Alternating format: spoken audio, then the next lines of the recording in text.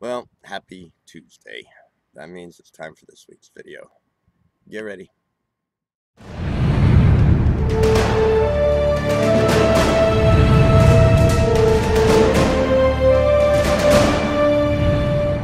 Well, today is kind of a somber day.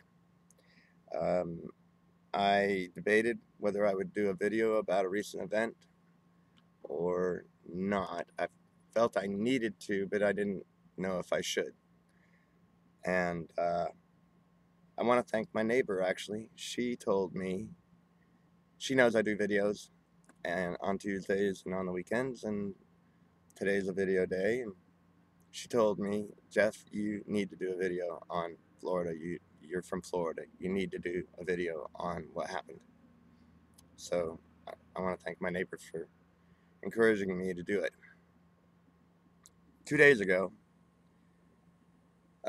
June 12th, 2016, in Orlando, Florida, um, a gunman went into a gay bar and he shot up the place, wounding over 100 people. 49 of them died, and that may be not the final number. But after 2 days, it's looking pretty good for the survivors. Early reports that came out that morning, the father had already been interviewed, the father of the gunman, and they suspected he was a radical Islamist, and because he was Muslim.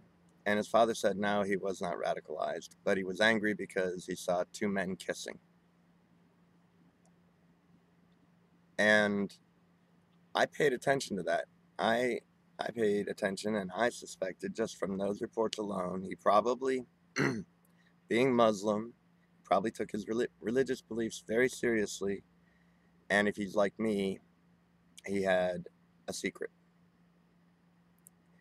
See, if he had homosexual tendencies, but he had all these serious religious beliefs that he took so seriously, took to heart, that created an internal war, an internal conflict in himself, which would force him to try to live a life that is a straight life, and not ever even let anybody in his life ever suspect that he might have homosexual tendencies or be gay. And that can take a toll on a person. It takes a big toll on a person. When I was a teenager, I took my fundamentalist religious views very, very seriously. And but as a teenager, I realized I was gay, and my religious views condemned gay people to hell. I was afraid of myself, and I hated myself. And by the time I turned 16, I just wanted to kill myself because I was trying to be something I wasn't in order to be righteous before God and not go to hell. So, if you take fundamentalist religious views seriously that condemn you, you'll do everything you can to prove you're not that way.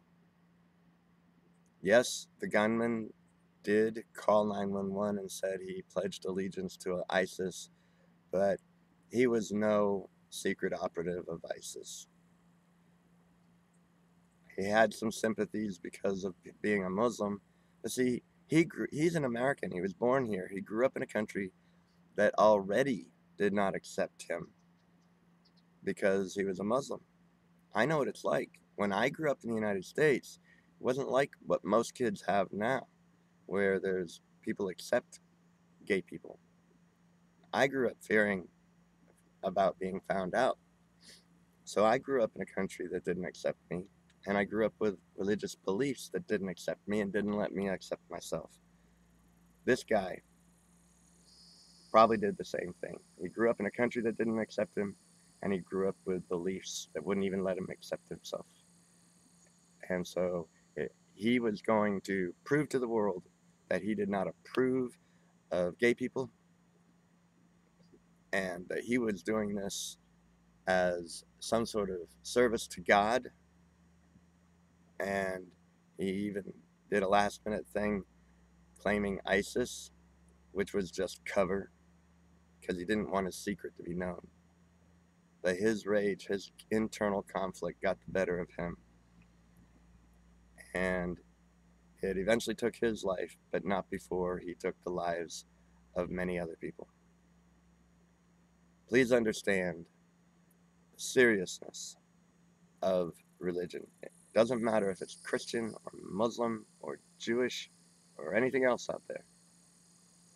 When you take these beliefs seriously and you impose these beliefs on your children seriously, and then it turns out your children are growing up and internally they don't fit the approval of those beliefs, and those beliefs condemn who they are and what they are inside, it is mental abuse and it causes mental illness. Orlando was attacked by a man who was self-loathing, self-condemned by his own religious beliefs, and he condemned others because of those beliefs.